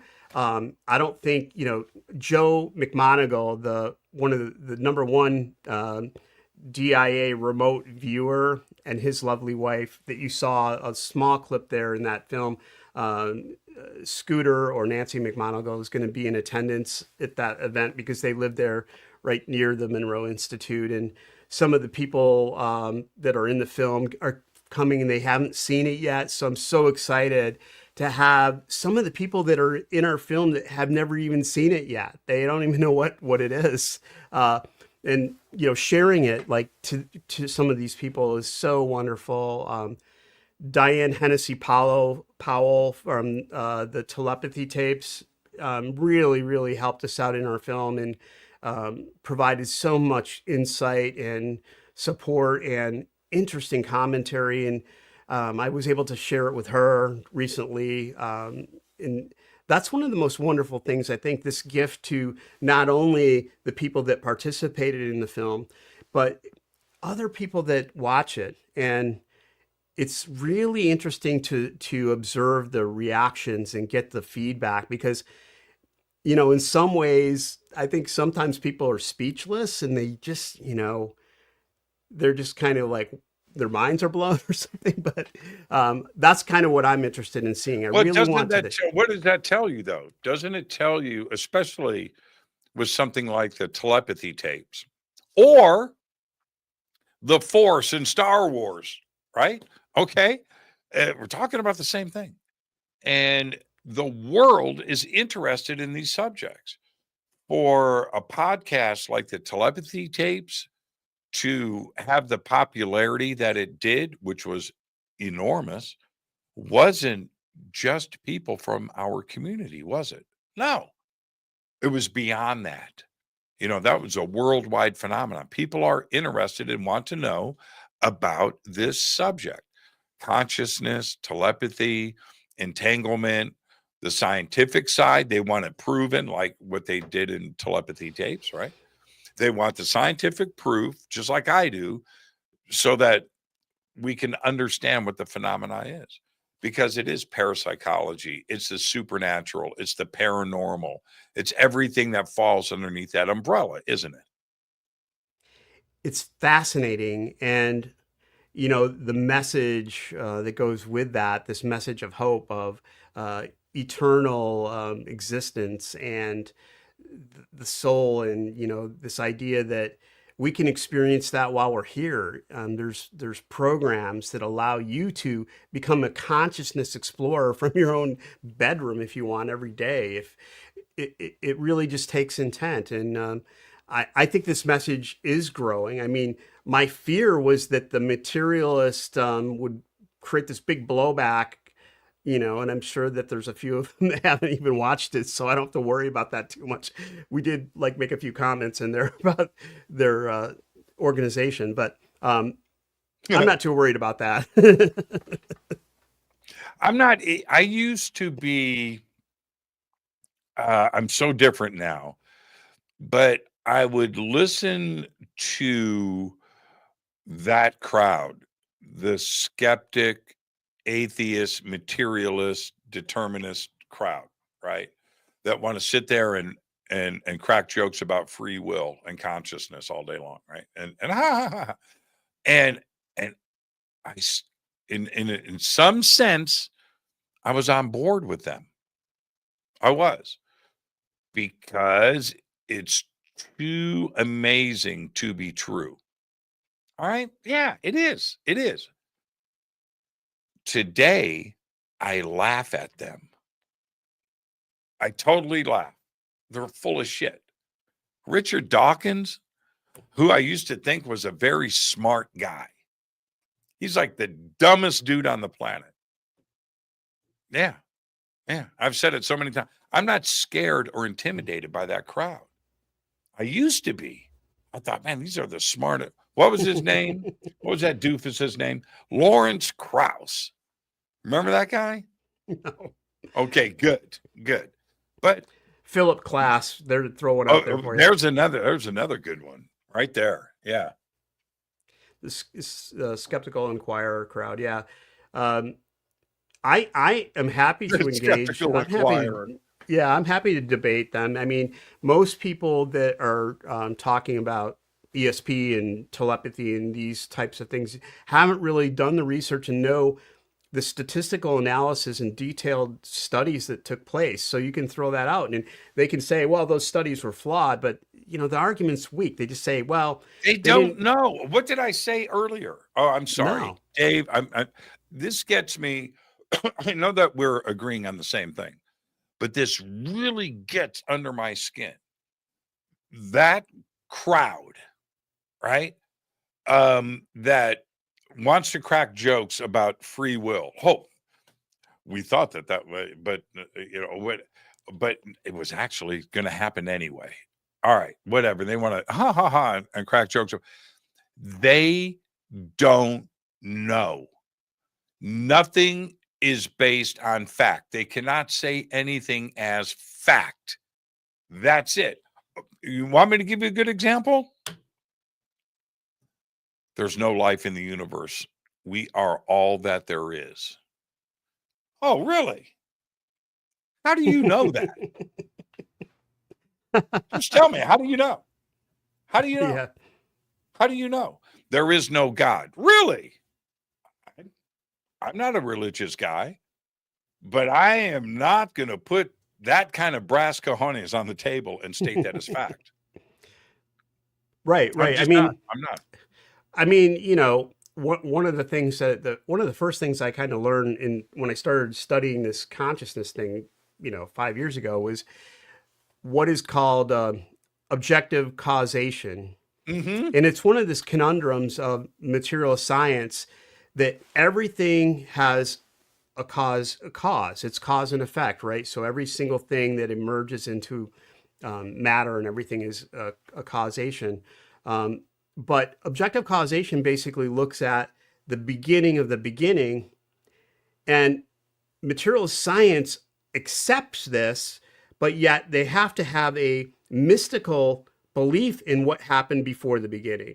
So before the first matter or whatever, there was something before that. And how can you can't have the same belief in physics if you believe that, because that's a mystical belief in something. It was It's kind of funny. 100% correct, Dave. 100% correct. So all of this determined existence, right?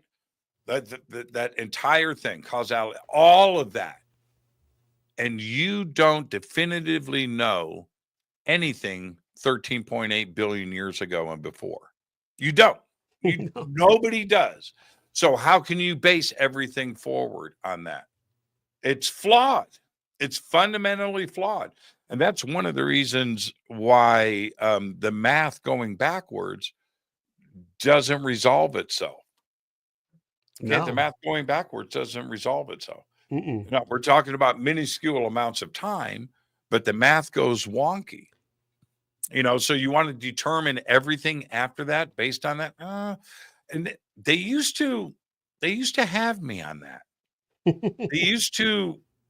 There is a certain amount of logic in that where you can accept it. In that, it's as simple as this. There's only so many particles. There's not infinite particles. And so therefore, particles can only combine so many different ways. It's finite. In fact, it's not that big of a number. Okay. And out of that, all creation comes from that. Atoms, minerals, dirt, right? Okay. Everything comes from that. And as it finds itself mathematically, it makes sense that everything eventually is going to do what it's going to do. Stars are going to get created, planetary Right. disk, is that, everything is going to find its way. It kind of makes sense. Okay. It does. All right. That everything is going to happen the way it's going to happen because particles are going to do their thing. Mhm. Okay. All right. Except when I choose a chocolate shake over a vanilla shake, I'm pretty sure it's not determined. I feel pretty good about that. You follow me? I feel pretty good about that. And, and Brian Greene or Sean Carroll or whatever, they'll crack their joke. No, you were going to have that anyway. Yeah, well, Darwin would have probably said, keep doing that for, the next 10,000 years and you're going to disappear. Yeah. Exactly. And then here's the other part with all of this. Back to aliens. We can tie all of this into aliens. Too many experiences, sort of including my own, I don't want to get into details, where things appear in the sky and disappear in the sky. Things pass through walls. You pass through walls, right? Yeah. And other stuff like that. We can go on and on. Mm-hmm. That says to me that too many people have had the same experiences. And those experiences are clearly defined in the world of physics today. Mm-hmm. I don't think there's a separation between the two, where before it was psychosis, some kind of psychotic hallucination, Yeah. schizophrenia, tinfoil hats, crazy people. But science is now saying these exact same things. And so when it comes to UFOs or ghosts, that this is what the world of science is now arriving at. Mm-hmm. And I think that's an okay place to be.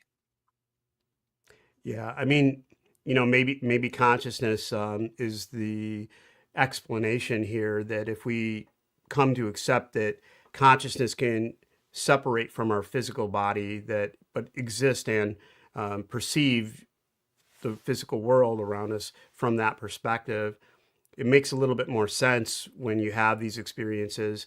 And perhaps these encounters with non-human or some other form of human intelligence that's non-physical but is still observable would make more sense. Telepathic communication, moving through physical matter. The reasons that this is happening are pretty interesting as well. A topic for many more shows, but I think that that's, in the UFO topic, it's something that really needs to be accepted and studied and looked at. And it's one of the things that gets shut down right away by most researchers, because as soon as you come into this contact stuff and CE, encounters and experience and so on, they don't want to talk about it anymore. Right?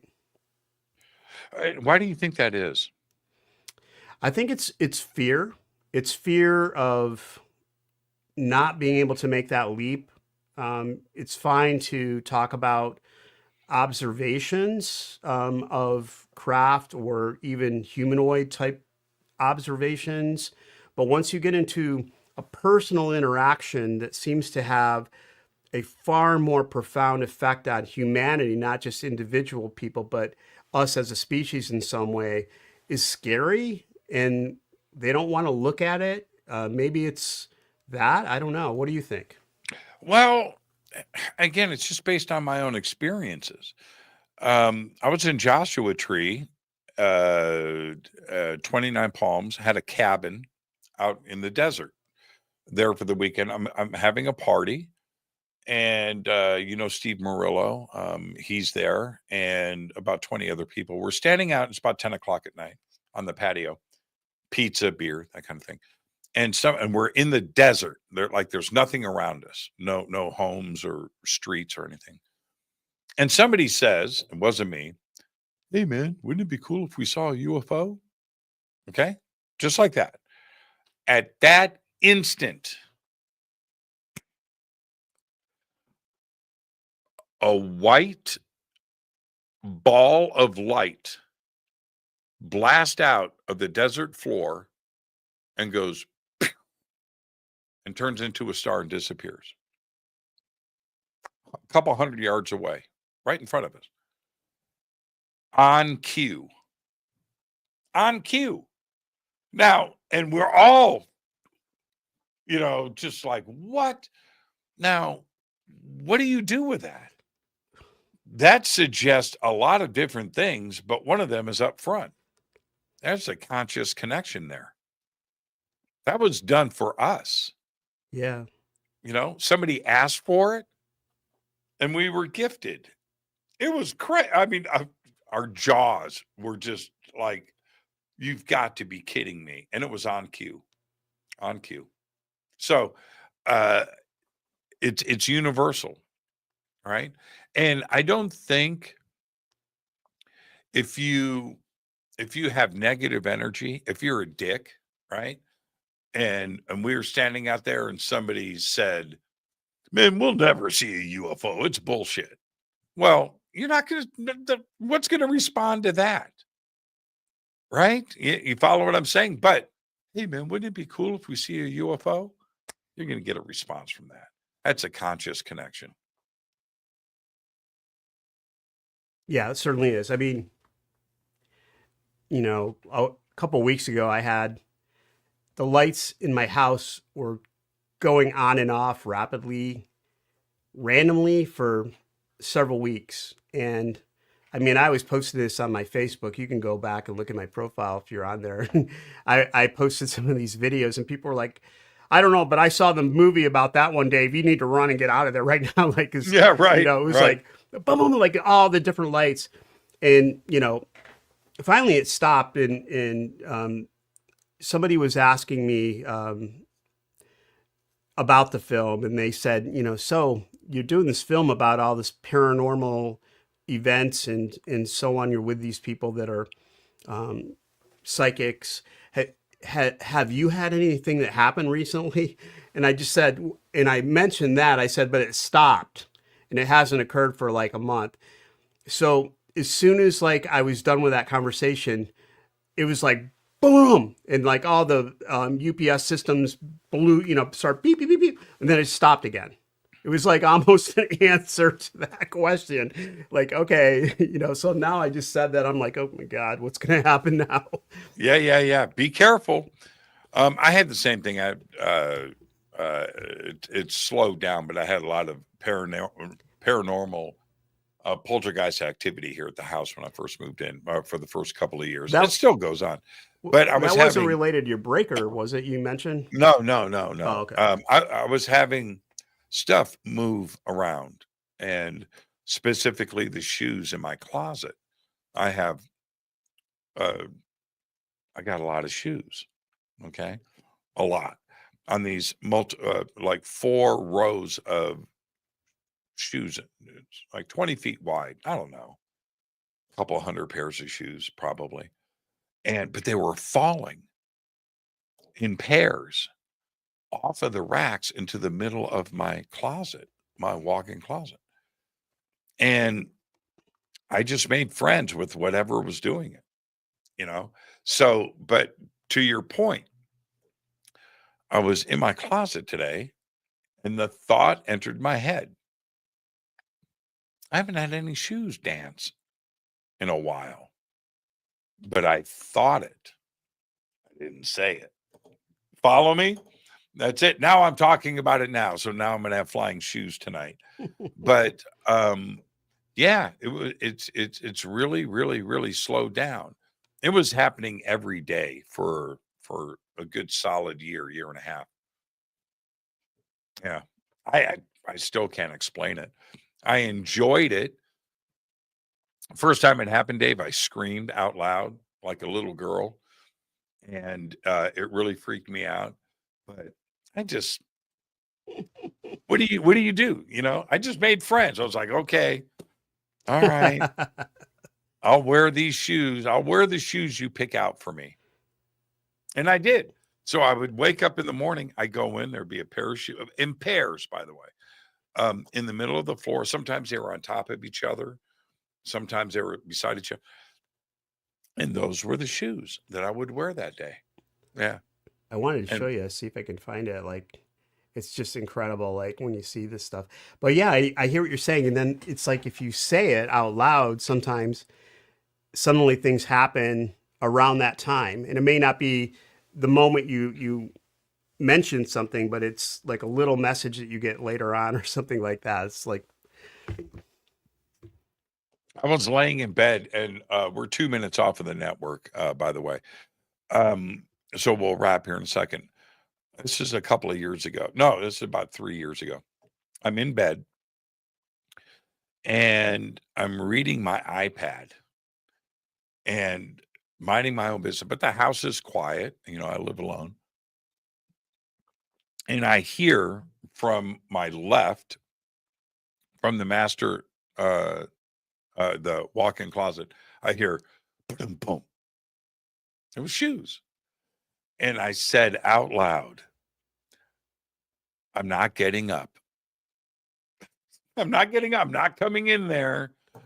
It's not going to work. I'm going to stay right here. I said, and I said to myself, I'm talking to a frigging ghost. Man, this is not who I am. I don't need to be doing this. But I did. You know, I just kind of what was that?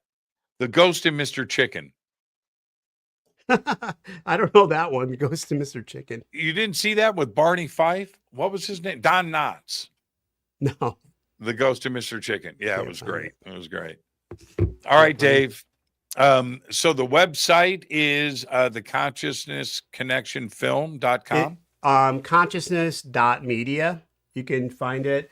Bob has a new book out, Dr. Bob Davis, called The Consciousness Connection, which you can find on Amazon.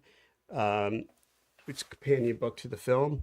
And yeah, so, you know, give it a shot and see what you think. I'd love to get your reviews from your audience. Yeah, absolutely. The links are below, everybody. Consciousnessfilm.info. Links are below over on our website and throughout social media. Dave, keep doing what you're doing, my friend. Another great show and conversation. Thank you so much. I really appreciate having me on again. Dave, you're the best. Now go make another film. Thank you. I'll talk to you. Dave Beaty, everybody. We've got the links below. And this is the point of the show where I always ask something really dumb, which is, what am I doing tomorrow night? Tomorrow night. Oh, yeah. Grant Cameron is here. Yeah, UFO week, right? And Wednesday night, Ross Coulthard is here. But tomorrow night, Grant Cameron. All right. Thank you, Dave. Links are below. For now, all I've got is Go Back Lee Tappy. Fade to Black is produced by Hilton J. Palm, Renee Newman, and Michelle Freed. Special thanks to Bill, John, Dex, Jessica, Dennis, and Kevin. Webmaster is Drew the Geek. Music by Doug Aldrich. Intro, Space Boy. Fade to Black is produced by KJCR for the Game Changer Network. This broadcast is owned and copyrighted 2024 by Fade to Black and the Game Changer Network, Inc. It cannot be rebroadcast, downloaded, copied, or used anywhere in the known universe without written permission from Fade to Black or the Game Changer Network. I'm your host, Jimmy Church. Go back, Lee Tappy.